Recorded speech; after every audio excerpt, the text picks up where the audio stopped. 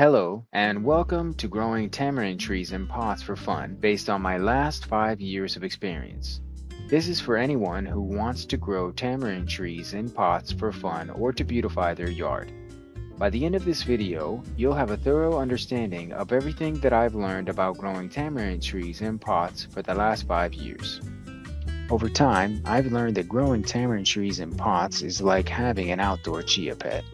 It's a fun hobby as bonsai, and tamarinds can provide nice area and landscape beautification. It's also a form of sustainable gardening. With proper care, the trees last a long time, so you don't need to keep buying or growing new ones every season. Some individuals may wonder why I love growing tamarind trees so much. I fell in love with tamarind trees for a few reasons. For one, they're easy to sprout from seed, so right off the bat, that makes them fun to grow. The other two main things are their bark texture and compound leaves. They tend to develop a more mature-looking trunk texture early on in life that looks either more jagged, cracked, and rough, or smoother but still bumpy and plated. I love the ones that have a jagged, cracked, and rough texture the most.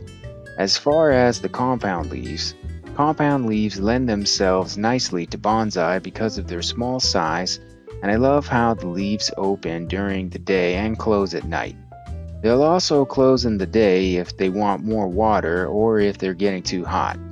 Just watering them solves both issues, but I love that they communicate so effectively. Climate and environment. A proper climate is recommended. Gardening zone 10A is best. In hot climates, you may wish to provide your tree or trees with some afternoon shade for maximum growth, but don't overdo it. Tamarind trees in shade are susceptible to powdery mildew.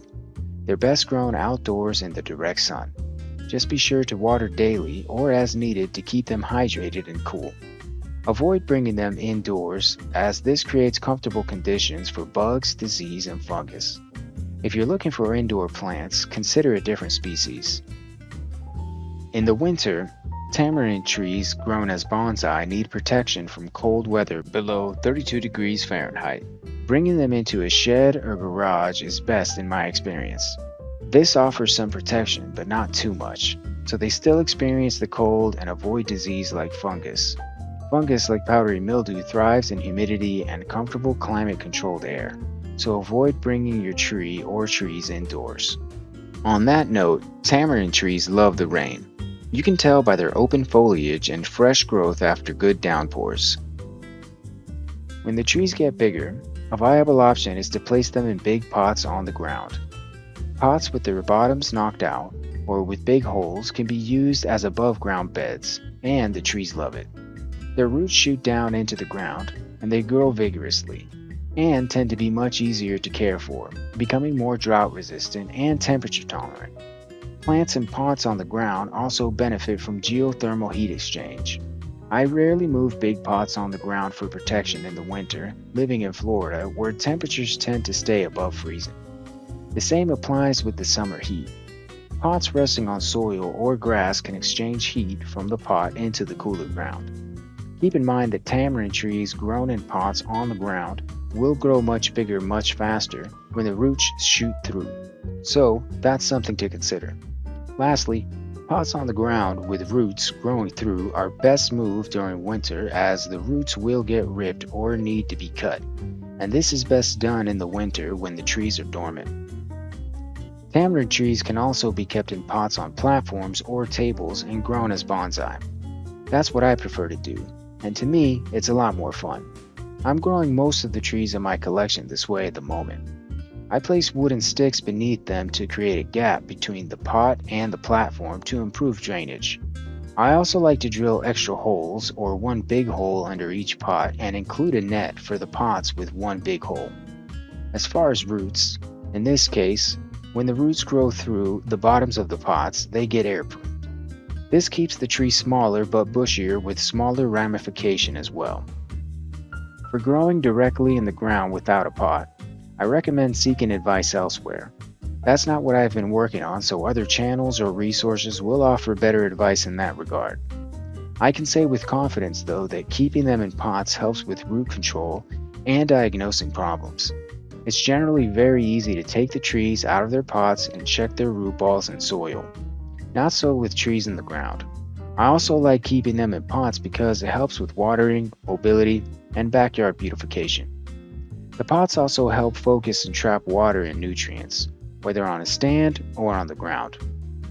As far as removing trees from pots, with small trees, it's just a matter of turning them upside down and giving the pot a tap with one hand and the other supporting the root ball to stop it from falling on the ground.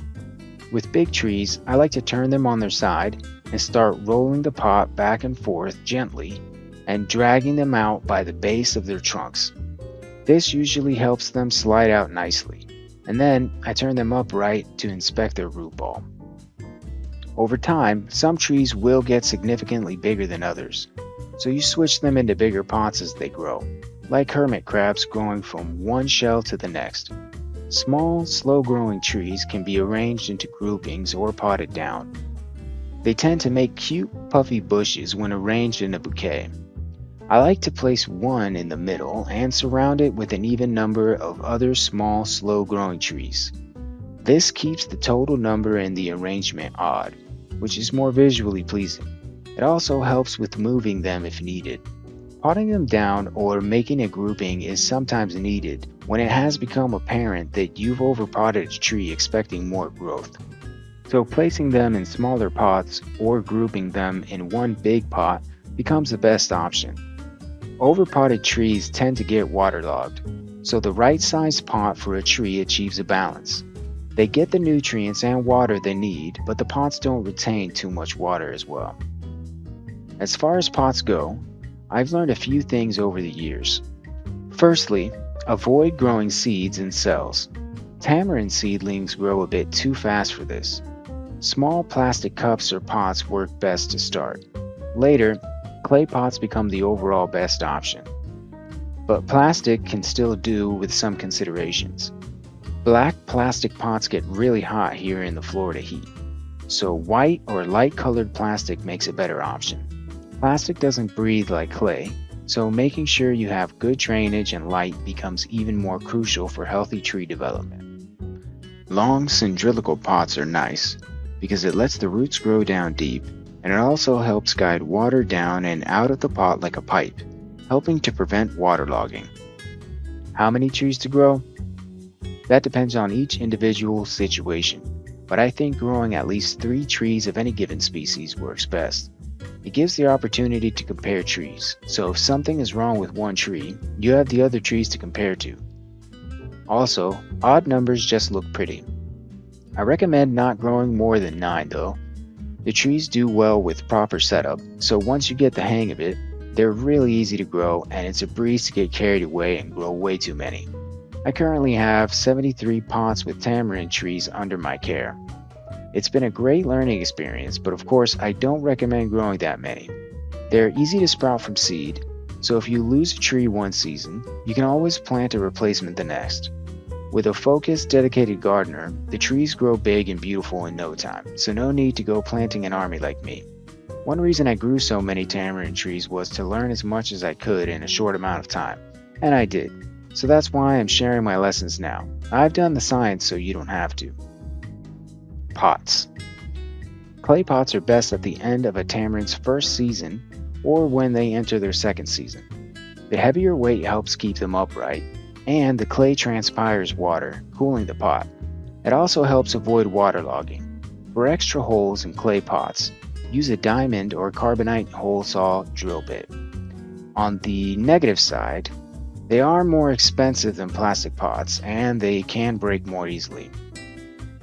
Plastic pots are more affordable, but consider white or lighter colored pots for dealing with heat. Make sure they have good drainage or drill extra holes as well. Avoid glazed pots. Glazed pots get really hot in the sun, and the trees need to be in the sun pretty much all day to avoid powdery mildew and other pests and diseases. A net or mesh can also be placed at the bottom of pots with big holes, but don't add nets for seedlings, as it will end up breaking their delicate taproot during repotting. One technique I use for the bottom of pots for established trees is to just make one big hole and place a net. I also use sticks or popsicle sticks to lift the pots on platforms, creating a gap between the bottom of the pot and the platform or table to help with drainage. The trees and garden attract a couple of different creatures and pests. Some good, some bad, and some are a mix of both. The bad ones. Squirrels. Squirrels like to bury nuts in the soil. For that, I've learned to let weeds and grass grow. I cut the weeds and grass back with scissors. The weeds stop the squirrels from digging. The squirrels will also knock over pots here and there, so consider tying pots down with string or wire, especially if they're on high platforms. Raccoons. Raccoons aren't attracted to the trees, but they will come if you leave water out. I've caught them trying to steal my watering cans on more than one occasion. They'll also bathe in your kiddie pool and unfortunately use the bathroom in them as well if you leave them out with water. The other issue is knocking over pots and digging in the lawn, but initially they come for the water. Rabbits. Rabbits get attracted by standing water as well, and wet grass. They eat the grass and also destroy it with their saliva and urine. I use stones on my fence perimeter to deter rabbits from digging and entering. Unfortunately, the fence is also what attracts rabbits because they like the sense of protection from predators. Ants. Ants like making homes in pots because of the protection that the pots offer as well. They can be somewhat beneficial for drainage, but they also harbor mealybugs, which drain plants of energy. I keep the weeds and grass growing in the pots short to help combat this. The mealybugs hide in the weeds and grass, and the ants move them to the trees. Last but not least, on the bad side, powdery mildew. Powdery mildew is caused by excessive moisture and shade. Sprinklers hitting the foliage, especially if the trees spend time in shade, will cause it. Also, watering the trees and foliage instead of the soil will make a suitable environment for this tenacious fungus. Keeping the trees in the sun as much as possible, especially when they get bigger, helps a lot. Also, letting them get cold exposure below 60 degrees Fahrenheit is beneficial against powdery mildew. According to sources I've read online, powdery mildew dies below 60 degrees Fahrenheit. The good ones, lizards. Lizards eat bugs and look cool as they climb and relax on the trees, trunks, and branches. Their only downside is that they poop here and there, but that's really it. You may get stowaways when bringing the trees into a garage or shed to protect from the cold. Frogs. Frogs like eating bugs, but they also like sleeping in and under the pots. I use sticks to lift the pots so they can drain better, and the frogs love sleeping between the sticks under the pots in the heat of the day. I also tend to spot tiny frogs lounging on the foliage of my tamarinds from time to time. To me, those little frogs are super cute. Spiders. Spiders can get out of hand, but the lizards and frogs help with that.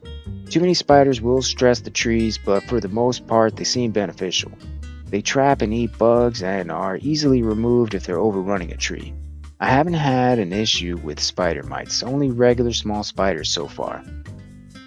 Dragonflies. Dragonflies are beautiful, and they love to perch on the tamarind branches. Of course, they eat mosquitoes as well, so that's a plus. Acquiring trees from nurseries. So far, I have 2 trees from a nursery. One is a sweet tamarind from Thailand, and the other is a sour tamarind, but I'm not sure where it's from.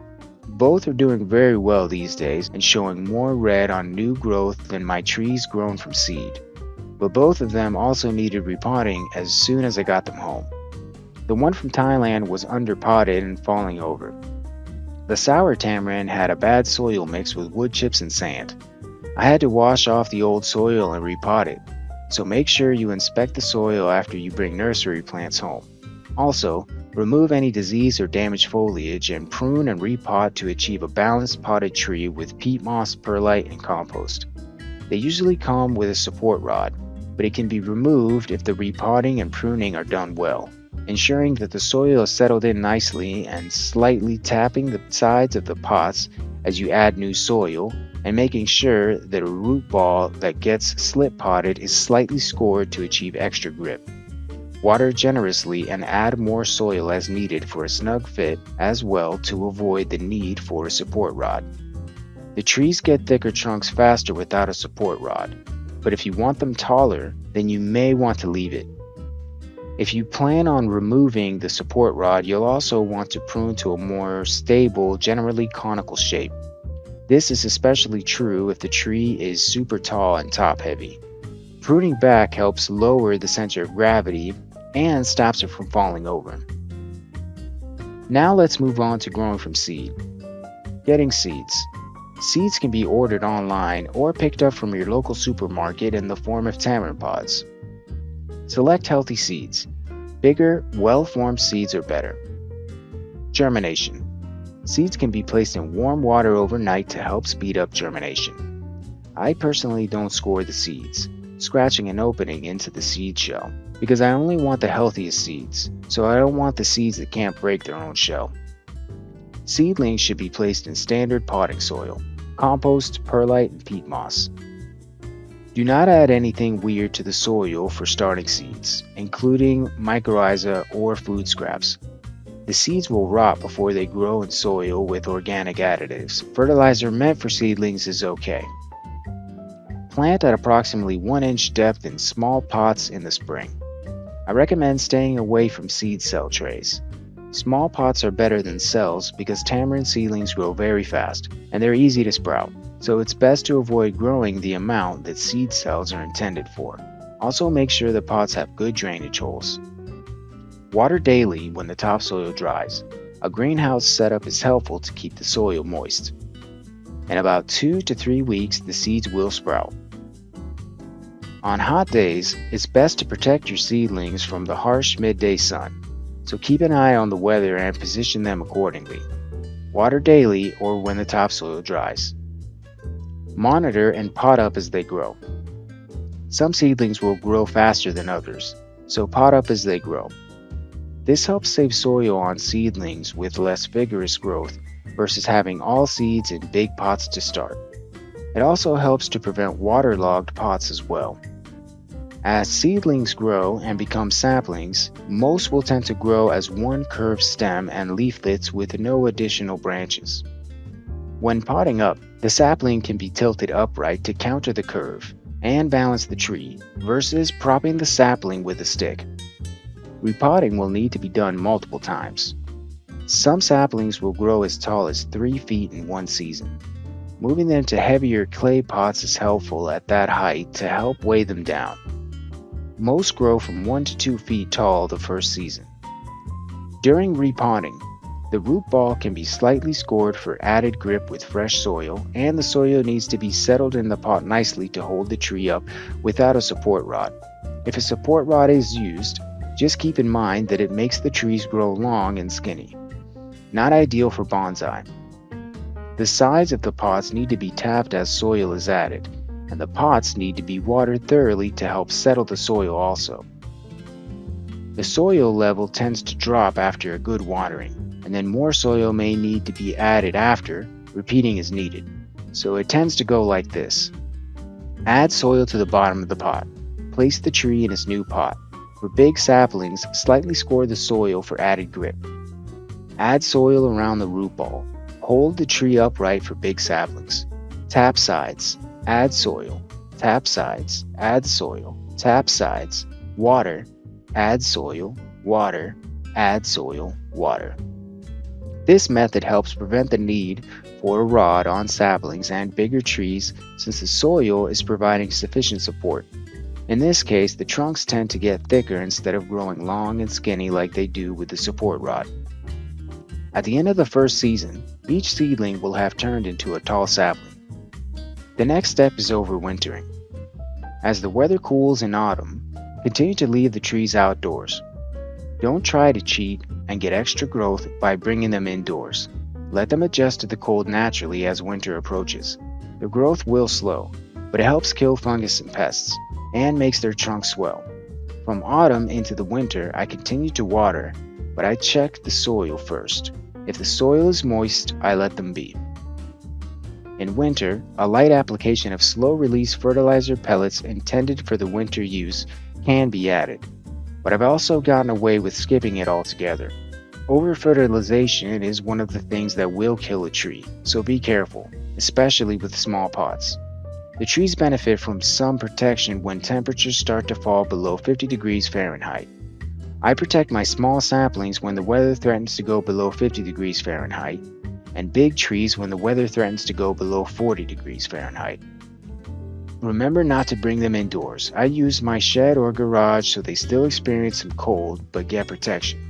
It's important for the trees to experience temperatures below 60 to help kill off and prevent powdery mildew. As far as big pots grown on the ground with their roots growing through, I tend to leave them outside even when temperatures are threatening to go below 40 because they're much hardier. I only move those if temperatures are threatening to go below freezing. Winter is a good time to do any repotting or root pruning if needed since the trees are dormant. There's a tendency for them to need it in late winter. By then, the soil has become compact, leaving a water table, so taking the trees out of their pots and scraping off old compact or loose soil and pruning dead roots does them well. Again, be sure to tap the sides of the pots to settle the soil well during repotting, and give plenty of water to help settle the soil and fill nooks and crannies. Other than that, repot or resoil trees as needed. The good thing about tamarinds is that they'll let you know if something is wrong by the behavior and color of the leaves and foliage. And keeping them in pots makes it easy to take them out, inspect the root ball, and fix any issues. Common issues include waterlogged soil, loose soil, and overgrown roots. Overgrown roots need pruning or bigger pots. If you choose to root prune, remember to cut the same amount from the top of the tree so the remaining roots can still support the remaining branches. Dry, loose soil is easy because the old soil shakes off and new soil can be added. Usually the tree can be placed in the same pot or smaller, especially if some root dieback took place. Compact, waterlogged soil needs to be knocked off with a small rake before adding fresh soil. Fertilizer. As winter dies down and spring arrives once again, it's time for a light application of fertilizer. I like to use a water-soluble all-purpose fertilizer and apply it every 2 to 3 weeks during the growing season. I add 1 teaspoon of Miracle-Gro fertilizer to about 3 gallons of water, so it's a very diluted mix. For winter, fertilizer can be skipped, or at most, a light application of slow-release fertilizer pellets intended for winter. Wiring and pruning. I tend to prune at the start of spring. Then, for the most part, I don't prune until the end of summer. Only some minor functional adjustments here and there, such as cutting back foliage blocking my ability to water the soil, or cutting back severely overgrown trees to more of a conical shape, but no heavy pruning. I like to set up a good branch base in spring, and then let the trees grow wild so that they get thicker and so that they have enough leaves to protect themselves from the harsh summer sun. As far as pruning saplings, pruning tall saplings is straightforward. Just chop back to the desired height after vertical growth stops. Letting them grow tall helps thicken trunks, but it's likely they'll have stopped shooting straight up after the first season due to the cold. New growth will begin to ramify the following season. You can let the ramification take its course and then cut back, or chop back to the desired height early in spring and let ramification take place from there. Cut back conically or to a desired style that fits with the tree's form. Pruning to a conical shape helps trees maintain taper. The taller the tree, the thicker the trunks get. And the same with branches, so lower branches can be left longer. Branches at the top should be pruned more readily if you want a tapered bonsai-style shape to emerge. Since tamarind trees have compound leaves, you can cut their individual leaves to the desired length without leaving any visible damage as long as you cut through the stem instead of the leaves. Leaving at least 3 leaflets looks best. Leaflets further back should be left longer to help get a rounded off shape. Branches, stems, and leaflets growing straight up should be removed. Same with downward vertical growth and cross growth. A benefit of tamarinds when it comes to pruning is that the leaflets can be shortened by cutting the stem, and branches are pretty easy to bend. Wiring and bending. Tamarinds can be wired, but I've noticed that it seems to slow the growth of the tree, and it's a lot of work to remove the wire. But I've also noticed that the branches are bent quite easily on the spot while pruning. I just hold the base of the branch that I want to bend to stop it from breaking, and then bend the branch down. Most of the time, the branches tend to stay in place or at least remain lower than before. As I do my garden walkthroughs and notice a branch that needs to move down, I just go and bend it down. After a few repeated bends like that, it adds up without wire. I only use wire on rare occasions now. Gins. You can make gins with tamarinds pretty easily, and they grow so vigorously and wildly at times that you will eventually want to do it. I clip the branch that I'm removing at a downward in-facing angle, but not all the way through, and then snap and drag the rest back and cut the slack if remaining. Nabari. I personally don't go out of my way to develop nabari as far as bending or pruning roots. Tamarind trees tend to develop interesting root bases on their own. For me, it's more about exposing their upper root structures by making sure that my soil level isn't too high. During repotting, I use a small handheld rake to remove soil from the base of the tree if needed. Sometimes I need to add soil back due to erosion. If the soil level is too low, it will stress the trees, resulting in slowed growth. But the main point is that they tend to develop interesting root structures on their own that can simply be exposed with a strategic, balanced soil level. Shari.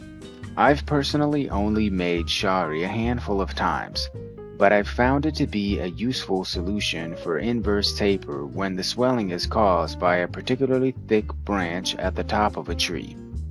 Cutting into or snapping a swollen branch and pulling down, removing the swollen section, and a sliver of bark and cambium leaves you with a slimmer looking trunk and shari. So there you have it. Everything I've learned about growing tamarinds in pots. Whether you're growing 3 trees or 73 trees like me, the key is balance, observation, and a lot of fun and relaxation. Thanks and happy gardening.